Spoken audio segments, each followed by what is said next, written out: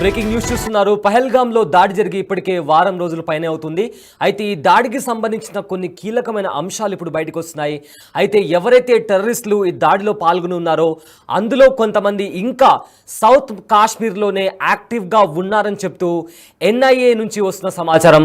అయితే national intelligence agency ఇచ్చిన సమాచారం ప్రకారం ఎవరైతే ఈ పహల్గామ్ ఉగ్రదాడిలో ఇన్వాల్వ్ అయ్యి 26 మంది అమాయకులను చంపేశారో వాళ్ళల్లో కొంతమంది ఇంకా సౌత్ కాశ్మీర్లోనే యాక్టివ్గా ఉన్నారంటూ నేషనల్ ఇన్వెస్టిగేషన్ ఏజెన్సీ చెప్తుంది. అయితే ఆ సోర్సెస్ ఏదైతే ఎన్ఐకి సంబంధించిన సోర్సెస్ వాళ్ళు క్లియర్గా ట్రాక్ చేసి కొంత క్రెడిబుల్ ఇన్పుట్ని బయటకు తీసుకొచ్చారు.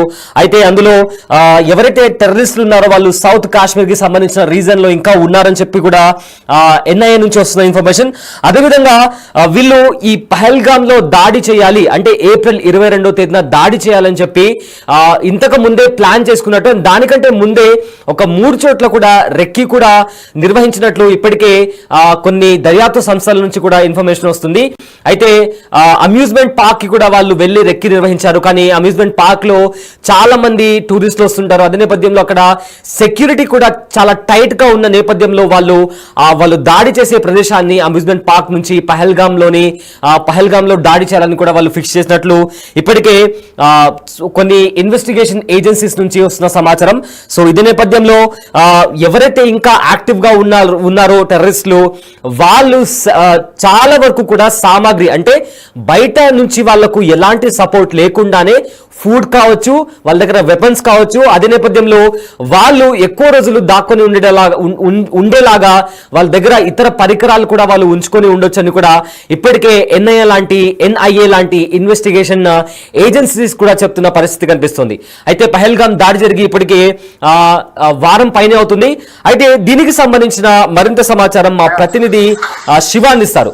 రైట్ శివ, ఎన్ఐఏ నుంచి వస్తున్న ఇన్ఫర్మేషన్ అయితే ఇంకా కొంతమంది ఉగ్రవాదులు ఎవరైతే వాళ్ళు ఇన్వాల్వ్ అయి ఉన్నారో ఈ ఉగ్రదాడిలో వాళ్ళు ఇంకా అక్కడే సౌత్ కాశ్మీర్ రీజన్ లో ఉన్నారు అని చెప్పి కూడా నిఘా సంస్థల నుంచి వస్తున్న సమాచారం.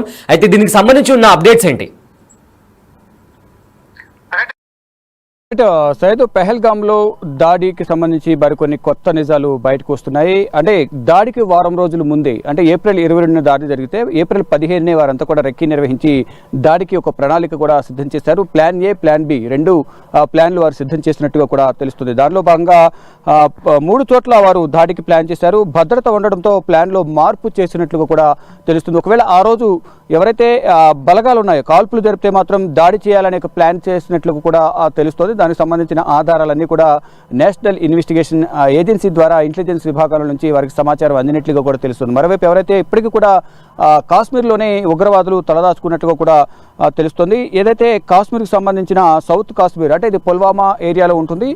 పుల్వామా సరిహద్దు ప్రాంతాల్లో ఉగ్రవాదులు తలదాచుకున్నట్టు కూడా తెలుస్తుంది. వారికి సంబంధించి ఆహార పదార్థాలు, వారికి కావాల్సిన నిత్యావసరాలు కానీ ఆహార పదార్థాలు కానీ అవన్నీ కూడా స్థానికంగా కొంతమంది ఉగ్రవాదులకు సహకరిస్తున్నట్టుగా కూడా ప్రచారం జరుగుతుంది. దానికి సంబంధించి కొంత నిఘా వర్గాల వద్ద కూడా విభాగాల వద్ద సమాచారం ఉంది, ఆధారాలు కూడా కొన్ని ఉన్నట్లుగా కూడా తెలుస్తుంది. దానికి సంబంధించి కూడా ఇప్పటికే ఎక్కడైతే సౌత్ కాశ్మీర్లో ఉగ్రవాదులు ఉన్నారనే అనుమానంతో సెర్చ్ ఆపరేషన్ కూడా కొనసాగిస్తూ ఉన్నారు. దానిలో భాగంగానే ఇటు ఎన్ఐఏ అధికారులు దర్యాప్తు అయితే కొనసాగిస్తున్నారు.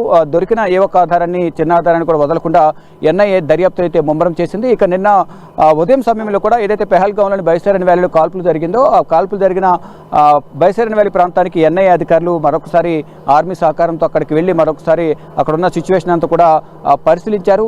మళ్ళీ ఇప్పుడు ఏదైతే కొన్ని నిఘా విభాగాల నుంచి అందుతున్న సమాచారం ప్రకారం ముందుగానే రెక్కి నిర్వహించి వారం రోజుల ముందుగానే అందులో కూడా ఉగ్రవాదులు ట్రెక్కింగ్ నిర్వహించి మరి ఏదైతే కింద నుంచి పహల్గామ్ నుంచి పైకి వెళ్లే సందర్భంలో అందరూ కూడా అదే రూట్లో వెళ్తూ ఉంటారు. ట్రెక్కింగ్ నిర్వహించి కొంతమంది గుర్రాల మీద వెళ్తూ ఉంటారు. కింద నుంచి 6 కిలోమీటర్ల వరకు కూడా పై వరకు వెళ్లాల్సి ఉంటుంది. దానిలో భాగంగా వారు కూడా సైనికుల దుస్తుల్లో రెక్కి నిర్వహిస్తూ వారు ట్రెక్కింగ్ నిర్వహిస్తూ కూడా వారు వెళ్ళినట్లుగా తెలుస్తుంది. అంటే సైనికుల దుస్తులో ఉన్న నేపథ్యంలోనే ఎవరు కూడా వారిని గుర్తించలేదు. అక్కడున్న ప్రజలు కూడా అందరూ అక్కడ ఉన్న టూరిస్టులు అందరూ కూడా వారు ఇండియన్ ఆర్మీకి సంబంధించిన సైనికులను కూడా వారందరూ కూడా భావించారు. కానీ ఆ మెయిన్ గేట్ నుంచి లోపలికి వచ్చిన తర్వాత ముందుగా కాల్పులు జరిపారు. కాల్పులు జరిపిన సందర్భంలో నేవీకి సంబంధించిన ఆఫీసర్ చనిపోవడం, తర్వాత నూతన దంపతులు అంటే కొత్తగా పెళ్ళైన వారు అక్కడికి వచ్చారు. తర్వాత కాల్పులు జరిపిన తర్వాత కాల్పులు ఆయన కనుఊపిరితో అక్కడ ప్రాణాలు కోల్పోయారు. తర్వాత అతని భార్య రోధిస్తున్న దృశ్యాలను కూడా కన్వర్ భార్య రోధిస్తున్న దృశ్యాలు కూడా సోషల్ మీడియాలో వైరల్గా మారాయి. ఇక ఈ దాడికి 15వ తారీఖున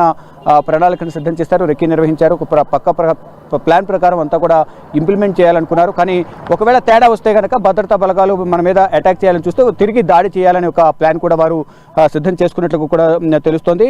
ఏదైతే భద్రతా దళాలు వస్తే దాడి చేసేందుకు ఉగ్రవాదులు ప్లాన్ చేశారనేది నిఘా వర్గాల వద్ద కూడా సమాచారం అయితే ఉంది. ఇక ప్రజెంట్ ఇప్పటికీ కూడా ఆ ఉగ్రవాదులు ఎవరైతే ఉన్నారో సహకరించిన వారు కానీ ఉగ్రదాడులు జరిపిన వారు కూడా ఇంకా అక్కడే సౌత్ కాశ్మీర్లోని ఉన్నారు, పుల్వామా కానీ ఇటు చుట్టుపక్కల ప్రాంతాల్లో ఉన్నారని కూడా అనేది ఇంటెలిజెన్స్ విభాగాల వద్ద సమాచారం ఉన్నట్లుగా తెలుస్తుంది. దానికి అనుగుణంగానే ఎన్ఐఏ దర్యాప్తు కూడా కొనసాగిస్తోంది.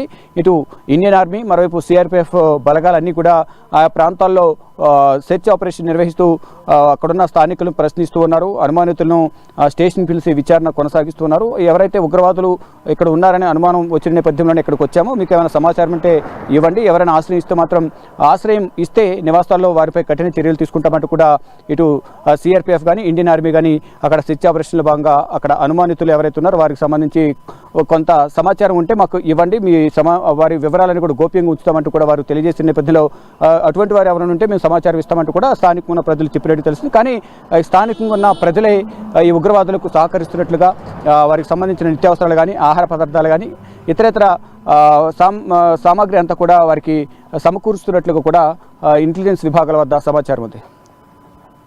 Syed right, thank you Shiva. అయితే ఎక్కడైతే పహల్గామ్లో దాడి జరిగిందో దాడి జరిగి ఇప్పటికే వారం రోజుల పైన అవుతుంది. సో ఈ దాడిలో 26 మంది అమాయకులను ఉగ్రవాదులు దారుణాతి దారుణంగా వాళ్ళ ఐడెంటిటీ అడిగి మరి చంపేయడం జరిగింది. సో ఈ నేపథ్యంలో ఎన్ఐఏ నుంచి అదేవిధంగా కొన్ని ఇన్వెస్టిగేషన్ ఏజెన్సీస్ నుంచి వస్తున్న సమాచారం ప్రకారం ఎవరైతే ఈ ఉగ్రదాడిలో ఇన్వాల్వ్ అయి ఉన్నారో వాళ్ళు ఇంకా కూడా సౌత్ కాశ్మీర్లోని ఏరియాలో దాక్కొని ఉన్నారు అని కూడా ఇప్పటికే దర్యాప్తు సంస్థల నుంచి వస్తున్న సమాచారం.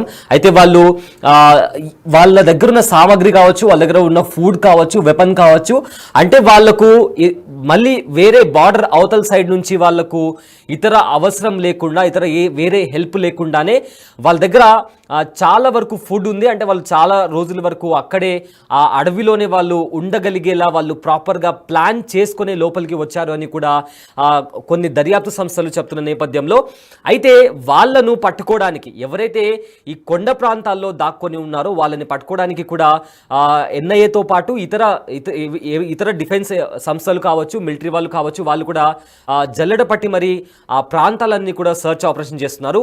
ఈ నేపథ్యంలో కొన్ని హైడౌట్స్ని కూడా ఇండియన్ ఆర్మీ ధ్వంసం చేసినటువంటి పరిస్థితి కనిపిస్తోంది.